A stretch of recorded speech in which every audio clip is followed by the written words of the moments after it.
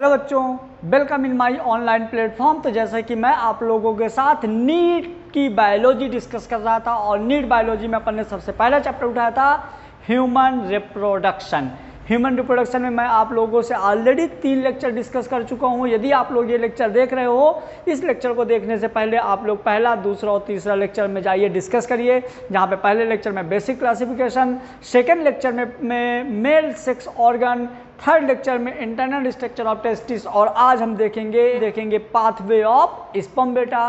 तो जो हमारा फोर्थ लेक्चर है, इसमें हम आप लोगों के साथ डिस्कस करेंगे पाथवे ऑफ स्पर्म। क्लियर बेटा।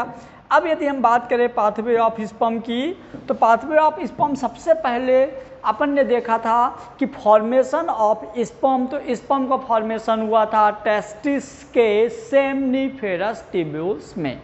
टेस्टिस के सेमनीफेरस ट्यूब्यूल्स में स्पर्म का फॉर्मेशन हुआ था। अब स्पर्म सेमनीफेरस ट्यूब्यूल्स से फॉर्म होके कहाँ कहाँ पहुँचा था, तो मैं आपको यहाँ पे एक सीक्वेंस लिख देता हूँ, आप समझ जाइएगा। तो स्पर्म का फॉर्मेशन हुआ था सेमनीफेरस ट्यूब्यूल्स में। सेमनीफेरस ट्यूब्यूल्स से स्पर्म बन के कहाँ गया था बेटा? ट्यूबुली रेक्ट। कहाँ गया था बेटा? ट्यूबुली रेक्टी। ट्यूबुली रेक्टी के बाद रेटे टेस्टिस के बाद ये गया था vas efferentia, then vas deferentia. Clear बेटा। तो अपन ने आप लोगों के साथ वॉस डिफरेंसिया तक डिस्कस कर लिए थे।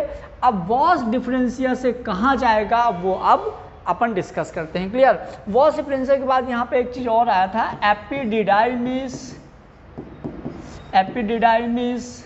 एपिडिडाइमिस के बाद आया था बेटा वॉस डिफरेंसिया। क्लियर बेटा। तो वॉस डिफरेंसिया तक स्पर्म मतलब यहाँ से बना था, सेमनीफेरस ट्यूब्यूल्स में स्पर्म का फॉर्मेशन हुआ था और यहाँ स्पर्म बन के कहाँ तक आ गया था? वॉस डिफरेंसिया तक। तब वॉस डिफरेंसिया के आगे कहाँ कहाँ गया, कैसे क्या प्रोसेस हुई, तो वो अब हम समझेंगे आपके साथ। तो चलो हम इसको अभी रफ कर देते हैं, अपन देखते हैं कि वॉस डिफरेंसिया में कैसे क्या हुआ। तो सबसे पहले अपन देखेंगे जब पाथवे ऑफ स्पर्म, तो हम एक बार फिर से आपके साथ स्क्रोटल सैक में जो टेस्टिस है उसका डायग्राम ड्रॉ करते हैं। तो ये मान लीजिए this part is scrotal sac और इस स्क्रोटल सैक में बेटा क्या है, तो यहाँ पे है दिस इज टेस्टिस। ये क्या बेटा? ये है टेस्टिस, जिसको हम 2 पार्ट में डिवाइड किए थे और इस वाले पार्ट से क्या निकला था? एपिडिडाइमिस। इस वाले पार्ट से बेटा क्या निकला था? तो ये निकला था एपिडिडाइमिस। क्लियर। ये हो गया एपिडिडाइमिस, ये वाला पार्ट हो गया एपिडिडाइमिस और ये वाला पार्ट हो गया था वॉस डिफरेंशिया, जिसको हम पिछले लेक्चर में यहाँ तक आप लोगों के साथ डिस्कस कर चुके हैं। अब यहाँ पे यदि आप देख पा रहे होंगे तो यहीं पे बेटा पेनिस वाला पार्ट होता है। यहीं पे स्क्रोटल सैक में यहीं से स्टार्ट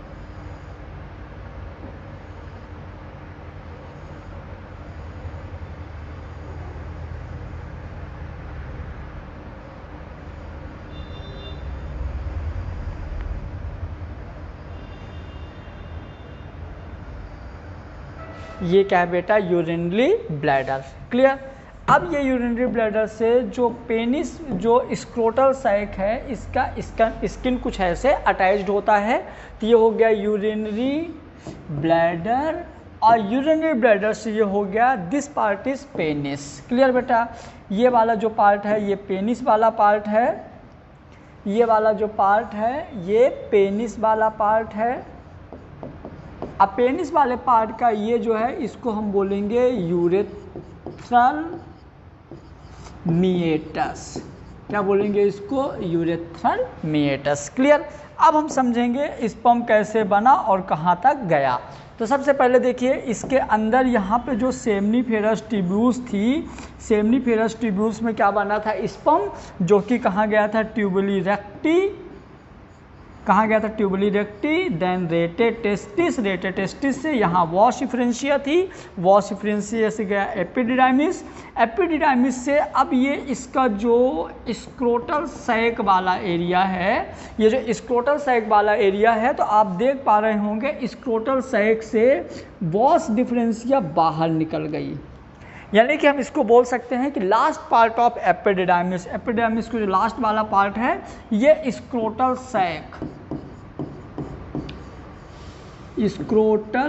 सैक से बाहर निकल गया। अब ये वॉश डिफरेंशिया स्क्रोटल सैक से बाहर निकल के कहाँ आती है, एब्डोमिनल वाले पार्ट में, तो ये ऊपर वाला पार्ट होता है एब्डोमिनल कैविटी।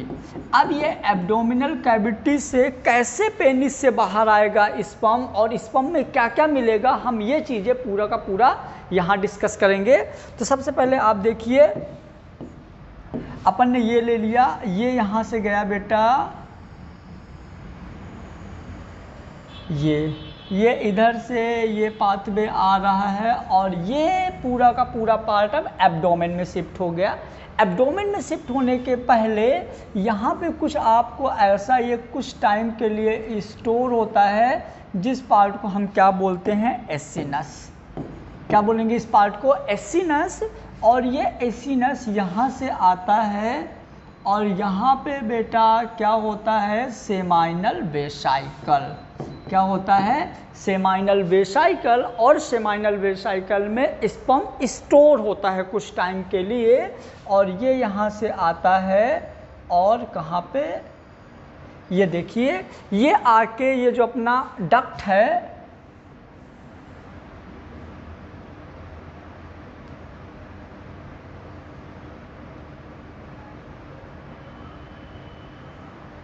क्लियर बेटा, यहाँ पे ये जो डक्ट है सेमाइनल वेसाइकल वाले पार्ट से ये यहाँ से आया, और ये यहाँ से आने के बाद ये यहाँ पे कुछ ऐसा कॉमन इजैकुलेटरी डक्ट होता है, यहाँ पे कॉमन इजैकुलेटरी डक्ट है, और ये यहाँ आके ये जो यूरेथ्रा वाला ये जो यूरेथ्रल वाला पार्ट है, जो पेनिस के अंदर कार्पोरा स्पॉन्जियोसा के अंदर जो यूरेथ्रा वाला पार्ट होता है, मतलब आप इसको यूरेथ्रा भी बोल सकते हो, ये जो यूरेथ्रा वाला पार्ट होता है, तो ये आता है और यहाँ यूरेथ्रा से अटैच रहती है पाइप। क्लियर, क्योंकि यूरिनरी ब्लैडर से यूरिन और यहाँ से जो स्पर्म निकला है और सेमाइनल वेसाइकल से होते हुए, जो सेमाइनल वेसाइकल में फुल है, और ये जो सेमाइनल वेसाइकल से होते हुए स्पर्म, मतलब कि आप ये मानिए सीमेन और यूरिन का सेम पाथवे होता है। क्लियर बेटा, सीमेन और यूरिन का सेम पाथवे होता है, इसको अपन आगे समझेंगे। तो यहाँ से सेमाइनल वेसाइकल में जब स्पर्म आता है, तो आप याद रखिए कि सेमाइनल वेसाइकल में कुछ क्या होती हैं, सेमाइनल वेसाइकल में बेटा यहीं पे होता है फ्रक्टोज शुगर। फ्रक्टोज शुगर होती है जो कि स्पर्म को फ्यूल का काम करता है, स्पर्म को न्यूट्रिशन प्रोवाइड करवाता है, न्यूट्रिशन प्रोवाइड करवाता है, जिसको हम बोल देते हैं फ्यूल ऑफ स्पर्म भी हम इसको बोल सकते हैं बेटा। क्लियर हुआ, यह जो कि ये हमारा जो सेमाइनल वेसाइकल का फ्लूइड होता है, ये बेटा इसका 60 to 70% पार्ट कवर करता है, किसका, सीमेन का। सीमेन का 60 to 70% पार्ट कवर करता है अकेला सेमाइनल वेसाइकल। और जो सेमाइनल वेसाइकल्स होती है ना, ये यूट्रस मस्कुलाइनस मसल्स की बनी होती है। इसकी जो वॉल होती है ना बेटा, इसकी ये जो वॉल होती है, ये बनी होती है यूट्रस मस्कुलाइनस मसल्स की। इसकी जो लेयर, इसका जो ये जो इपिथीलियम है, अंदर वाली जो लेयर को हम बोलते हैं इपिथीलियम लेयर। और ये जो मसल्स बना होता है, ये मसल्स किसका बना होता है बेटा, तो ये मसल्स होता है आपका यूट्रस मस्कुलाई नस। क्लियर। यूट्रस मस्कुलाइनस का मतलब यूट्रस मस्कुलाइनस मसल्स का सेमाइनल वेसाइकल्स बना होता है, इसीलिए हम इसको होमोलोगस ऑर्गन ऑफ यूट्रस भी कहते हैं। मतलब कि अभी मैं एक क्वेश्चन पूछ रहा हूं, जैसे कि बताइए कोई भी मेल बच्चे कैसे पैदा कर सकता है, मतलब मेल के पेट में बच्चा कैसे 9 महीने तक सर्वाइव कर सकता है, ये हमारा क्वेश्चन है। यदि आपको आता है तो बहुत अच्छी बात है, यदि आपको नहीं आता तो आप कमेंट बॉक्स में बताइए, यदि आपको आंसर पता है तो भी आप कमेंट बॉक्स में इसका आंसर जरूर बताइएगा बेटा, ठीक है। तो मेरा क्वेश्चन फिर से मैं रिपीट कर रहा हूँ कि कोई भी मेल माँ कैसे बन सकता है, बच्चे को कैसे 9 महीने तक अपने पेट में स्टोर कर सकता है, किस जगह पे स्टोर कर सकता है। तो इसका आंसर यदि आपको पता है तो बहुत बढ़िया बात है, नहीं पता तो आप कमेंट बॉक्स में जरूर करके बताइएगा, हम आपको नेक्स्ट लेक्चर में इसका आंसर जरूर बताएंगे। आ जाइए, इसके बाद हो गया ये। अब यहाँ से अपन बात करें तो ये आ गया, देखिए यहाँ पे कॉमन इजैकुलेटरी डक्ट होता है। कॉमन इजैकुलेटरी डक्ट मतलब ये स्पर्म इधर तभी आता है जब यूरिन इधर नहीं आता। क्लियर बेटा। अब यदि हम बात करें तो यूरिन में मतलब अब यदि हम बात करें जो हमारा यूरिनरी ब्लैडर है बेटा, तो यूरिनरी ब्लैडर के नीचे प्रोस्टेट ग्लैंड होती है। यूरिनरी ब्लैडर के नीचे क्या होती है ये आप देख पा रहे होंगे, तो इसका नाम है बेटा prostate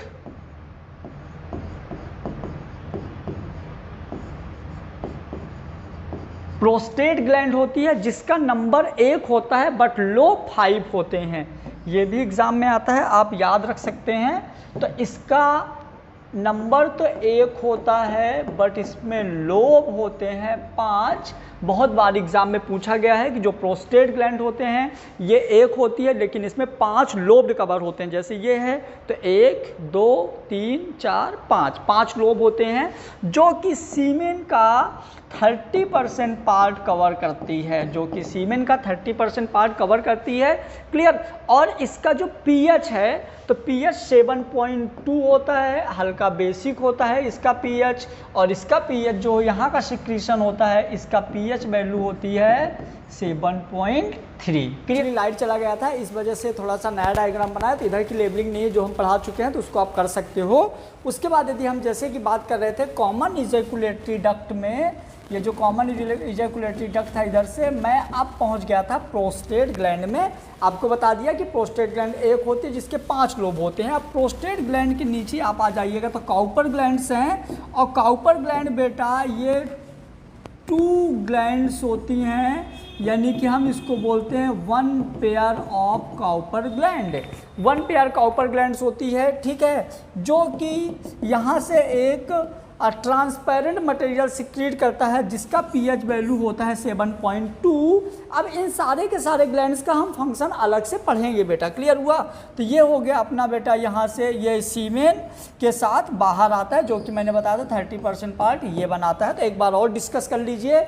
seminiferous tubules, seminiferous tubule से अपना क्या था ट्यूबुली रेक्टी, ट्यूबुली रेक्टी से एपिडिडाइमिस। तो मैं आपको नेक्स्ट डायग्राम में इसका पूरा बताते हैं कि कहाँ से स्पर्म बना था और कहाँ कहाँ गया था बेटा।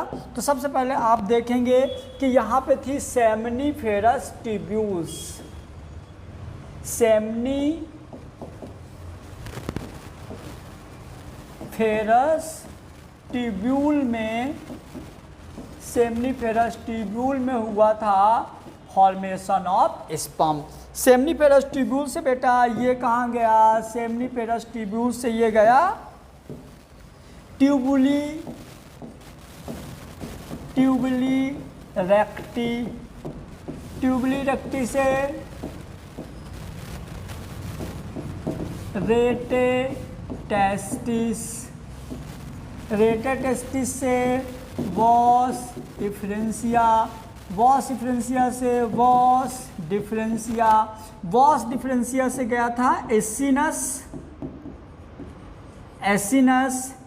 से गया था सेमाइनल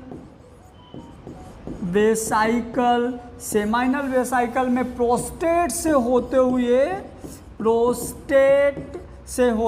कहाँ गया ये बेटा, प्रोस्टेट से होते हुए पेनिस यानी कि यूरेथ्रल मिएटस आप बोल सकते हो, मतलब कि यूरेथ्रल मिएटस यूरेथ्रमेटस। देन सीमेन का क्या हो गया, इजैकुलेशन। देन सीमेन का क्या हो गया, इजैकुलेशन। और इजैकुलेशन मैंने आपको बताया था कि इजैकुलेशन होता है कि सीमेन का मेल बॉडी से बाहर निकलना, क्या कहलाता है, इजैकुलेशन।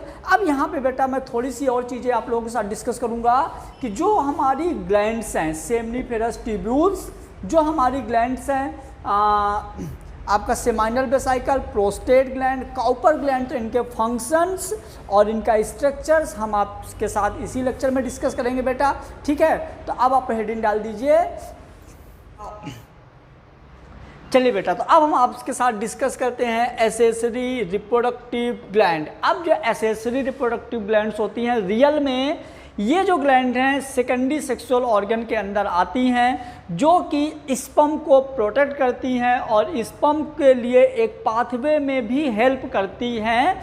मतलब कि जैसे यदि हम बात करें कॉपुलेशन, जिसको हम हिंदी में बोलते हैं मैथुन की क्रिया, मतलब कॉपुलेशन के लिए भी ये बहुत सारी ग्लैंड्स होती हैं जो स्पर्म को एक फेवरेबल इन्वायरमेंट, स्पर्म को न्यूट्रिशन, स्पर्म के लिए मतलब स्पर्म को बहुत सारी फील्ड्स में मतलब ये प्रोटेक्ट करती है। तो इन सबको हम अलग अलग आपके साथ डिस्कस करेंगे विथ लेवल डायग्राम। तो अब यदि हम बात करें, देखिए, तो the substance secreted by the accessory reproductive gland do not form gametes but help in reproduction, these are। मतलब कि ये जो ग्लैंड्स हैं गैमीट फॉर्म तो नहीं करती बट रिप्रोडक्शन में हेल्प करती हैं। तो सबसे पहले आता है बेटा सेमाइनल वेसाइकल। तो यदि हम सेमाइनल वेसाइकल की बात करें तो जैसा आपने देखा था कि मैंने अभी कुछ ऐसा डायग्राम बनाया था, ये अपना क्या है, सेमाइनल वेसाइकल। और सेमाइनल वेसाइकल की जो इनर लेयर है बेटा, ये है इपिथीलियल। ये जो इसकी इनर लेयर है ये है इपिथीलियम। और इसकी जो मसल्स है बेटा, जो सेमाइनल वेसाइकल जिस मसल से बनी है, इस मसल्स को हम क्या बोलेंगे, तो ये जो मसल्स है सेमाइनल वेसाइकल की, इसका नाम है यूट्रस मस्कुलाइनस। क्या बोलेंगे, यूट्रस मस्कुलाइनस। और इसका ओरिजिन एंड यूट्रस का ओरिजिन सेम होता है, ओरिजिन सेम है। इस वजह से हम सेमाइनल वेसाइकल को होमोलोगस ऑर्गन ऑफ यूट्रस भी बोलते हैं। और नीट में बहुत बार एग्जाम में आएगा बेटा, ठीक है, होमोलोगस ऑर्गन बोलते हैं सेमाइनल वेसाइकल को, जो कि नीट में बहुत बार आया है। जैसा कि मैंने आप लोगों से अभी एक क्वेश्चन किया था कि जो मेल होते हैं उनमें भी चाइल्ड्स या बच्चा या एम्ब्रियो स्टोर हो सकता है। 9 मंथ तक मेल भी बच्चों को रख सकते हैं। जैसा इसका एग्जांपल आपको स्क्रीन में दिख रहा है कि ये ऐसा पॉसिबल हुआ है, मतलब कोई ना कोई मेल जो है यदि चाहे तो वो बच्चे को स्टोर कर सकता है। तो कैसे कर सकता है, तो जब उसमें मेल वाले हार्मोन्स की जगह फीमेल हार्मोन के सिक्रीशन को हम बढ़ा देते हैं तो उसके सेमाइनल वेसाइकल्स का जो साइज होता है वो इंक्रीज हो जाता है और सेमाइनल वेसाइकल यूट्रस जैसे बिहेव करने लगता है, जिस वजह से वहाँ पे जो भी सेमाइनल वेसाइकल्स की लेयर्स होती हैं, एंडोमेट्रियम, मायोमेट्रियम, पेरीमेट्रियम, उनमें डेवलप होता है और एम्ब्रियो इजीली अटैच्ड हो जाता है। जिसका एग्जाम्पल आपको ये देखिए स्क्रीन में, एग्जाम्पल आपको ये स्क्रीन में मिल गया बेटा, ठीक है। इसके बाद अब हम सेमाइनल वेसाइकल के जनरल फीचर्स की बात करते हैं। तो इसका जनरल कैरेक्टर्स क्या है बेटा, इट इज फॉर्म्ड। अब सेमाइनल वेसाइकल का जनरल चीज़ें क्या है बेटा, तो it is form Wolffian duct. ये बेटा वोल्फियन डक्ट से बनता है ऑफ द एम्ब्रियो में। Internally it is hence by the glandular epithelium. ये ग्लैंडुलर इपिथीलियम से भी कवर्ड होते हैं। यहाँ पे ग्लैंडुलर इपिथीलियम होती हैं विच सिक्रीट सेमाइनल फ्लूइड, जो कि सेमाइनल फ्लूइड सिक्रीट करता है। दिस इज लुब्रिकेटिंग, ये लुब्रिकेटिंग होता है, ट्रांसपेरेंट होता है एंड जेली लाइक होता है। Substance which make 60 to 70% part of semen. ये जो सब्सटेंस होता है 60 से 70% पार्ट सीमेन का बनाता है।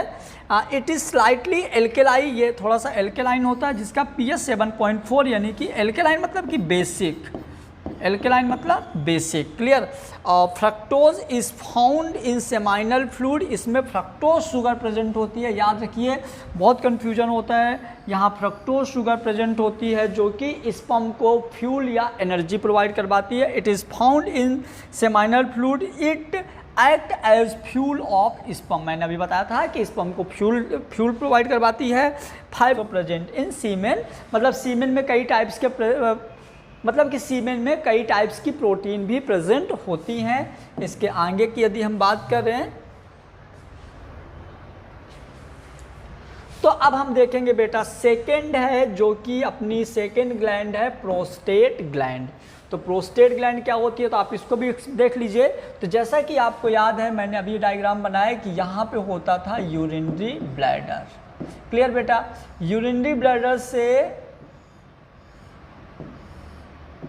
ये जो पार्ट था, ये यूरेथ्रल वाला पार्ट जो था यूरिनरी ब्लैडर से यहाँ पे क्या आया था, ये पेनिस है। आप अपने समझने के लिए डायग्राम बना सकते हैं, ये पेनिस है, दिस यूरिनरी ब्लैडर, और इधर साइड कहीं पे क्या होता है सेमाइनल वेसाइकल। सेमाइनल वेसाइकल से यहाँ से आता है स्पर्म विथ 70% फ्रक्टोज शुगर के साथ, जिसको हम बोलेंगे सेमाइनल फ्लूइड। क्या बोलेंगे, सेमाइनल फ्लूइड। और यहाँ से आता है यूरिन, जो कि हम बाद में इसका डिस्कशन करेंगे। और यहाँ पे बेटा इस वाले पार्ट में यहाँ पे था prostate gland, this is prostate gland. Prostate gland मैंने पहले भी बता दिया कि नंबर 1 होते हैं लोब, 5 होते हैं, ठीक है बेटा। तो इसके बारे में आइए देखते हैं। This gland is located below the urinary bladder, urinary bladder के नीचे लोकेटेड है। It is unpaired and made up of 5 lobe. Unpaired है मतलब ये सिंगल है जिसमें 5 लोब हैं। Each lobe open into prosthetic urethra through many fine aperture is secrete the slightly alkaline prostatic fluid। ये slightly alkaline prostatic fluid secrete करता है which is milky thick sticky, ये milky thick sticky और jelly like is make about 30% part of semen। ये बनाता है सीमेन का 30% part और ये बनाता था सीमेन का 60 से 70% पार्ट, क्लियर बेटा। उसके बाद आगे देख लीजिए, हेल्प इन स्पर्म एक्टिवेशन, जो कि स्पर्म को एक्टिवेट करने में हेल्प करता है, क्लियर। चलिए next, the secretion of prostate gland has citric acid, calcium and phosphate, clotting enzyme and the profibrinogen are present। The secretion of the prostate gland combined with the secretion of seminal vesicle and so the semen get coagulated in the coagulation semen and the mobility of sperm is reduced so there is energy is conserved। मतलब कि जो हमारे prostate gland का secretion होता है वो jelly थोड़ा ठीक होता है, जिस वजह से इसके साथ जब स्पर्म मिल जाता है तो स्पर्म की मोटिलिटी थोड़ा स्लो हो जाती है और स्पर्म बहुत तेज मूव नहीं करता, जिस वजह से उसकी एनर्जी स्टोर रहती है, एनर्जी वेस्ट नहीं होती है, clear. After some time due to fibrinolysin semen again liquefied in this semen now sperm can move. कुछ टाइम बाद क्या होता है, ये फाइब्रिनोजन जो होता है इसका फाइब्रिनोलाइसिस हो जाता है, जिससे ये क्या हो जाता है, सीमेन पतला हो जाता है और स्पर्म फिर से मूव करने लगता है बहुत फास्टली, क्लियर। उसके ये हो गया अपना बेटा प्रोस्टेट ग्लैंड। उसके बाद अपन समझेंगे नेक्स्ट काउपर ग्लैंड। अब इसके बाद अपन समझेंगे बेटा क्या, काउपर ग्लैंड। तो काउपर ग्लैंड का भी अपन स्ट्रक्चर देख ही लेते हैं। तो काउपर ग्लैंड बेटा जैसा कि आपको पता था कि this is part of male urethra, this is part of male urethra यानी पेनिस। पेनिस के बेटा मेम्ब्रेनस पार्ट में, पेनिस के मेम्ब्रेनस पार्ट में इधर ऐसे होती है Cowper gland, this is Cowper gland. और काउपर ग्लैंड जो होती है ये होती है 1 पेयर। काउपर ग्लैंड कैसी होती है बेटा, 1 पेयर काउपर ग्लैंड्स होती हैं। यहाँ पे आप देख लीजिए, it is pair of gland, It is pair of gland found on lateral side of urethra. This is lateral side and this is lateral side. बाहर साइड आप आओगे तो हम बोलेंगे lateral, इधर भी जाएगा lateral. It is also called the bulbourethral gland. हम इसको bulbourethral gland भी बोलते हैं. It is situated in membranous part of urethra and open into penile urethra. मैंने भी बताया था ना, नीट में आ चुका है ये कहाँ होता है? membranous part of urethra and open into penile urethra, बता चुका हूँ. It is secreted transparent slimy. It is secreted slimy jelly-like fluid. Is slightly alkaline, pH 7.4. इसका भी pH 7.4 बना रहता है. This destroy the acidity of the urethra and clean it for the movement of sperm. It is help in the lubrication of the penis. मतलब ये जो copper gland का secretion होता है, ये जो सिक्रीशन होता है कॉपर ग्लैंड का, ये स्लाइटली एल्केलाइन होता है, ट्रांसपेरेंट होता है, जो कि मेल यूरेथ्रा वाले पार्ट के एसिडिटी को ख़त्म करता है, जो इसका एसिडिक नेचर रहता है वो ख़त्म करता है. कैसे? जैसे मान लीजिए कि यहाँ पे जैसे मान लीजिए कि ये क्या है, ये यूरिनरी ब्लैडर था. यूरिनरी ब्लैडर से यहाँ से यूरिन आया. यूरिन आने के बाद पूरा का पूरा मीडियम कैसा हो जाता है? एसिडिक हो जाता है, पॉइजनस हो जाता है. जैसे यूरिन बाहर आता है और यहाँ से सीमेन आने वाला होता है, तो सीमेन आने के पहले कॉपर ग्लैंड का सिक्रीशन होता है जो इसके पाथवे को क्लीन कर देता है, जिससे स्पर्म सेफ बचे रहते हैं. क्लियर? अब अपन बात करते हैं सीमेन की.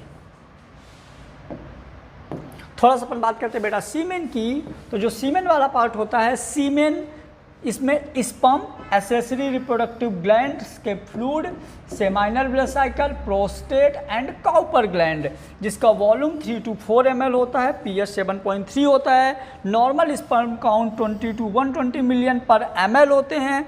अब यहाँ पे कुछ टर्मिनोलॉजी, ओलिगो स्पर्मिया. ओलिगो मतलब होता है लो क्वांटिटी, कम. तो यदि लेस देन 20 मिलियन पर ml स्पर्म है तो हम उसको बोलते हैं ओलिगोस्पर्मिया.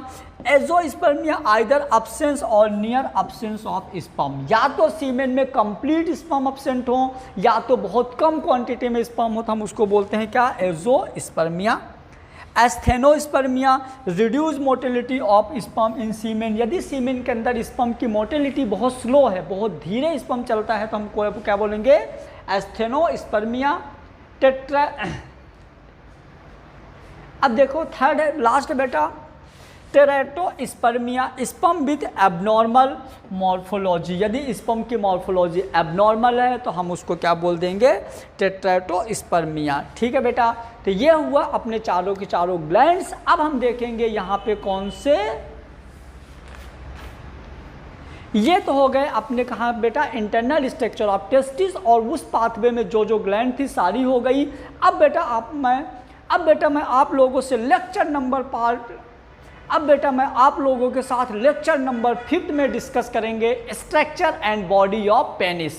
पेनिस का डिटेल स्ट्रक्चर देखेंगे, जहाँ पे आप जुड़े रहिए. बहुत इंटरेस्टेड टॉपिक है और आपको मज़ा आने वाला है बेटा. ठीक है? और आपके जो भी डाउट हो आप कमेंट बॉक्स में कमेंट करके ज़रूर बताइए, जिससे मैं आपके सारे सोल्यूशन, जो आपके सारे डाउट सॉल्व कर सके. और यदि आपको अच्छा लगा तो आप चैनल को सब्सक्राइब और लाइक जरूर करिए बेटा. Thank you so much.